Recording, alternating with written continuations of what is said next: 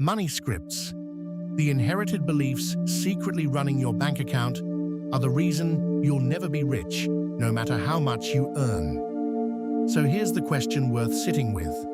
Why can two people earn the exact same salary, and one of them always seems to have money while the other never does? It isn't discipline, it isn't intelligence. Something older is running underneath both of them. A set of rules about money you never agreed to, never wrote down, and can barely remember learning. But you follow them anyway, every single day, at the register, at the bank, in the small silence, right after someone mentions a price. Psychologists have a name for these rules. They call them money scripts. And the strangest part isn't that you have them, it's that you can't feel them working. The same way you can't hear your own accent until you leave home. Most people go their entire lives without ever once meeting the beliefs, quietly deciding their finances. By the end of this, you're going to meet yours, and you won't be able to unsee it. You'll recognize it, you'll wince a little, and that wince is the entire point. Watch yourself for 1 week, and the pattern starts to show. The statement arrives, and you leave it on the counter, face down, for 3 days, as if not looking could change the number. Or maybe it's the opposite for you. You check your balance 11 times before lunch, and the figure is completely fine, and your stomach still drops like a stone. Maybe you can't buy something for yourself without a small apology forming in your mouth first. Maybe you spend fast, on purpose, before the money can feel real, before the guilt has time to catch up with you. None of this is about arithmetic. You could pass every math test they ever handed you. This is about a feeling that shows up before the thought does. A reflex, automatic, faster than reason, and a reflex that fast was installed early, wired in long before you ever held a wallet of your own to protect. Here is the thing worth noticing. Every one of those reactions feels completely reasonable to you in the moment, perfectly justified. That's exactly why it's so hard to see. A reflex doesn't feel like a choice you're making. It feels like the plain truth about the world. A financial psychologist named Brad Klontz spent 2 decades chasing exactly where that reflex comes from. In 2011, working with his father Ted, he published a study of 422 adults in the Journal of Financial Therapy. They handed people 72 different statements about money and watched closely which ones people clung to and which ones they pushed away. What came back wasn't random noise. Our beliefs about money fall into clean, repeating patterns, inherited, consistent, almost predictable. And they trace back much further than anyone had assumed. Not to your first paycheck, not to some hard year in your 20s. They trace back to before you turned 7 years old. Sit with that. Before you could reliably read the numbers printed on a bill, you had already absorbed an entire private theory of money. You built it from the faces around you, from what got said out loud, and from everything the adults were careful never to say. You didn't decide any of it consciously. You just downloaded it, whole, from the room you happened to grow up in. Here's the mechanism almost everyone misses. A belief doesn't lodge in you just because you heard it once. It lodges because it arrived wrapped in emotion. A door shut a little too hard. A voice dropping to a whisper the moment the envelopes came out. The night someone said, "We can't afford that," in a tone that ended the whole conversation. You were 4, maybe 5 years old. You didn't understand the money itself, but you understood the fear that moved through the room. And your brain, doing precisely the job evolution gave it, drew a fast, permanent line. Money means danger. Money means shame. Money means love that gets withheld. That line was never redrawn because nobody ever went back to check it. It simply went quiet. It stopped announcing itself.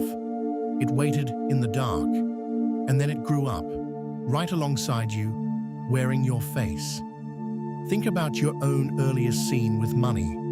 Odds are, there's a feeling attached to it long before there's a fact. The fact fades. The feeling runs the show for the next 40 years. Klontz found these patterns sort neatly into 4 scripts. Money avoidance, the quiet conviction that money is somehow dirty, that wanting it makes you a worse person. Money worship, the stubborn certainty that just a little more of it would finally fix everything wrong in your life. Money status, where your self-worth and your net worth quietly fuse into a single number you carry everywhere. And money vigilance, that constant exhausting guard, the sense that no amount will ever be quite enough to let you exhale. Now read those 4 again, slowly. One of them just described you a little too accurately. That small flicker of recognition, that tightening, that's the script itself, surfacing for a second before it hides again. And here's the weight of it. 3 of those 4 patterns in Klontz's research tracked directly with people's actual income and net worth. The belief wasn't background music, it was hands on the wheel. Notice which one made your jaw tighten. That tightening is older than any number in your account, and once you've named yours, it can never fully hide from you again. Now watch what a script actually costs you, because it never once announces itself as a cost. It disguises itself as your personality. You call it, "I'm just a careful person," and you quietly turn down the exact opportunity that would have changed the whole decade. You call it, "I deserve to enjoy my life," and the raise dissolves into a lifestyle you can't even remember choosing. You call it, "Honestly, I don't care about money," and you spend years resenting everyone who admits that they do. The script always feels like you. That is its genius and its camouflage. It doesn't argue with you or debate you. It speaks in your own inner voice. It uses the word I, and almost nobody on earth thinks to interrogate a thought that sounds exactly, perfectly like themselves. Strip the labels away and you find the same buried instruction underneath. Still running, still unquestioned, still yours by inheritance rather than by choice. Think of the last big money decision you called just being sensible. Ask whether it was wisdom or an old fear wearing wisdom's coat. Most of us never check the label. But here is where this turns, from interesting to genuinely unsettling.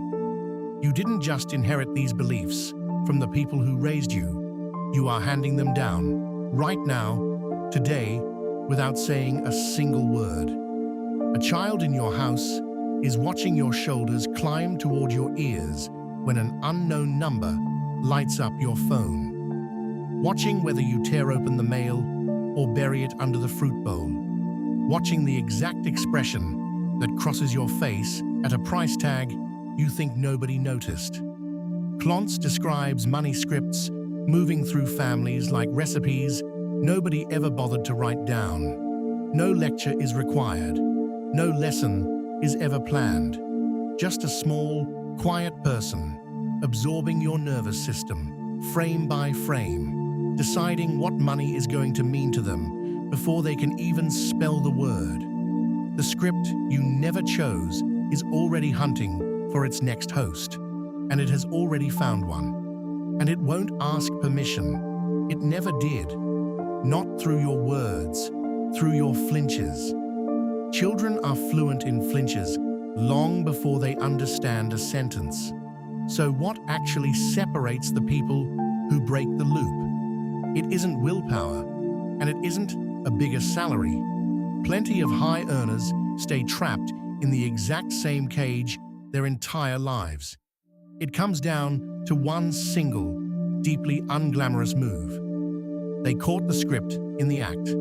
They felt the old feeling arrive, right on cue, and instead of obeying it on autopilot, they got curious about it.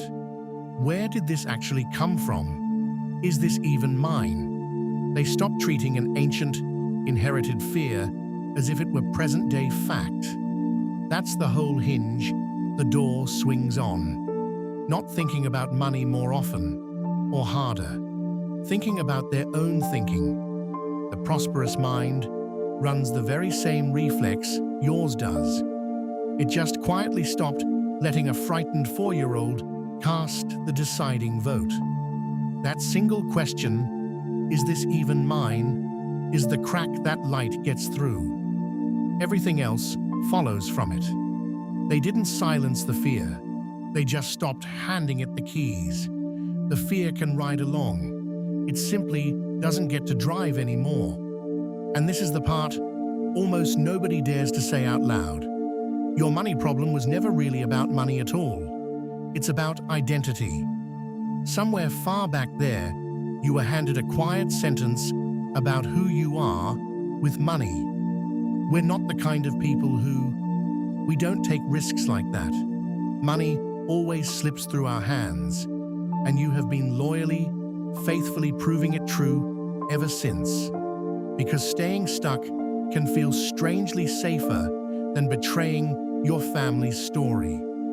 Getting ahead can feel like a small act of disloyalty, like walking out of the room and leaving people you love behind. So you self-correct.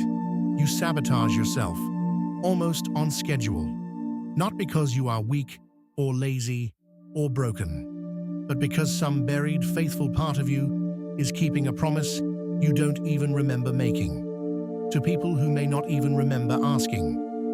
Read that twice.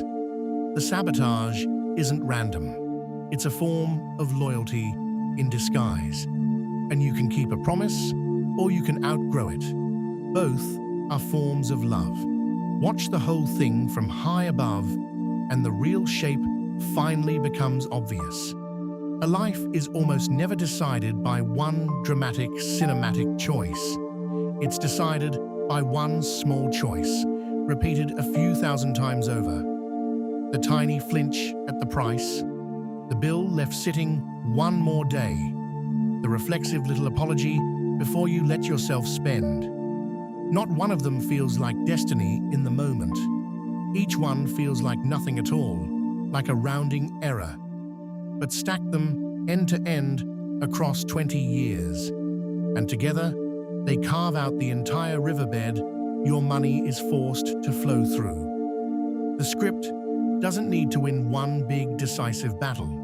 It only needs to win the same small, quiet argument over and over, every single ordinary day, until the shape of your whole life simply looks like who you are. That's why willpower feels useless against it.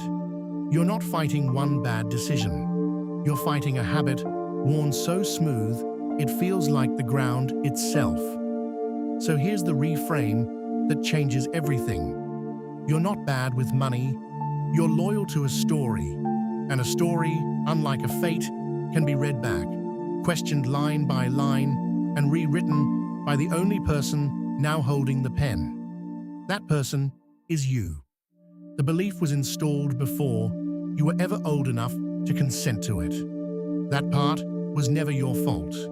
But you are an adult now, and awareness is the one tool that frightened child never had access to. The very moment you can actually see the script running, something shifts. It stops being your identity, your fixed nature, your fate. It becomes what it always secretly was, an opinion, an old one, borrowed from someone else, and at long last, fully up for revision.